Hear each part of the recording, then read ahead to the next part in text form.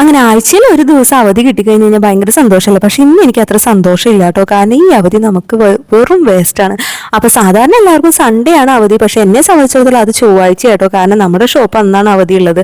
അപ്പൊ പിന്നെ എല്ലാവരും വീട്ടിലുണ്ടാവും, ഒരുമിച്ച് എല്ലാവരും ഇന്ന് ഫുഡ് കഴിക്കുക, പുറത്തു പോവുക. കാര്യം നമ്മൾ നാട്ടിൽ തന്നെ ഉണ്ടെന്നുണ്ടെങ്കിലും എല്ലാവരും ഒരുമിച്ചിരിക്കൽ അങ്ങനെ കുറവാണ്. കാരണം ചേട്ടൻ ജോലിക്ക് പോകും, കുട്ടീസ് സ്കൂളിൽ പോകും, ഞാൻ മാത്രമേ ഉണ്ടാവുള്ളൂ വീട്ടിൽ സാധാരണ എല്ലാ ദിവസവും. അപ്പൊ ഇന്നാണെന്നുണ്ടെങ്കിൽ ഇതേ കണ്ണന് തീരെ വയ്യ. അവന് ഇന്നലെ തൊട്ട് നല്ല പനി.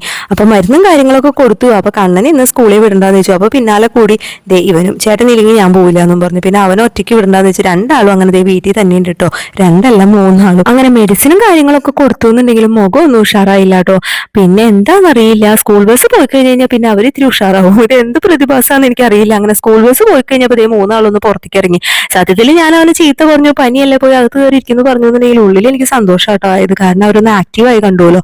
അങ്ങനെ ദേ ഒട്ടും സുഖകരമില്ലാത്ത ഒരു രാവിലെ. പിന്നെ ഇന്നാണെന്നുണ്ടെങ്കിലോ ഒരു മൂടി കെട്ടിയ അന്തരീക്ഷവും കൂടിയാണ് കേട്ടോ. അങ്ങനെ ഇന്ന് യാതൊരുവിധ പ്ലാനിങ്ങും ഇല്ലാത്തതുകൊണ്ട് തന്നെ കുറെ നേരം വെറുതെ ഇരുന്നു കേട്ടോ രാവിലെ തന്നെ. കാരണം വേഗം പണിയൊന്നും കഴിച്ചിട്ട് നമുക്ക് ഒന്നും ചെയ്യാനില്ല. അത് കാരണം കുട്ടീസിൻ്റെ കൂടെ കളിച്ച് കുറച്ച് നേരം ഉമ്മർത്തൊക്കെ ഇരുന്ന് കുറച്ച് വ്യൂ ഒക്കെ കണ്ട്.